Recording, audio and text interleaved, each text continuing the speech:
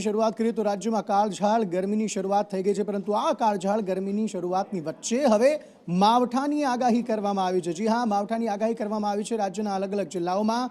આ માવઠાની આગાહી કરવામાં આવી છે। આખરે ક્યાં આગાહી કરવામાં આવી છે, કયા કયા જિલ્લાઓમાં આગાહી કરવામાં આવી છે, કેટલા દિવસની આગાહી કરવામાં આવી છે અને ખેડૂતોને ખાસ તેનાથી કેવી કેવી તકલીફ થઈ શકે છે, સોનલ પટેલ પાસેથી આ અંગે વધુ વિગતો મેળવીએ। સોનલ જી ચોક્કસથી અંકિત, જે રીતે અત્યારે કાળઝાળ ગરમી પડવી જોઈએ અને લોકો અત્યારે બફારો સહન કરવા માટે તૈયાર હોવા જોઈએ, પરંતુ એ સમયમાં અત્યારે વેસ્ટર્ન ડિસ્ટર્બન્સની અસરના કારણે 31 માર્ચથી 2 એપ્રિલ સુધી કમોસમી વરસાદ પડવાનું છે અને આ માવઠાએ ખેડૂતોની ચિંતામાં સતત વધારો કરી દીધો છે। સૌરાષ્ટ્રના ઘણા એવા જિલ્લાઓ છે, રાજકોટ છે, ભાવનગર છે, અમરેલીમાં કમોસમી વરસાદ પડવાનો છે। બીજી બાજુ દક્ષિણ ગુજરાતમાં વલસાડમાં, તાપીમાં અને સુરતમાં પણ કમોસમી માવઠું પડે તો નવાઈ નહીં। બીજી બાજુ સાબરકાંઠામાં પણ વરસાદ પડે તે પ્રકારની આગાહી હવામાન વિભાગ દ્વારા કરવામાં આવી રહી છે।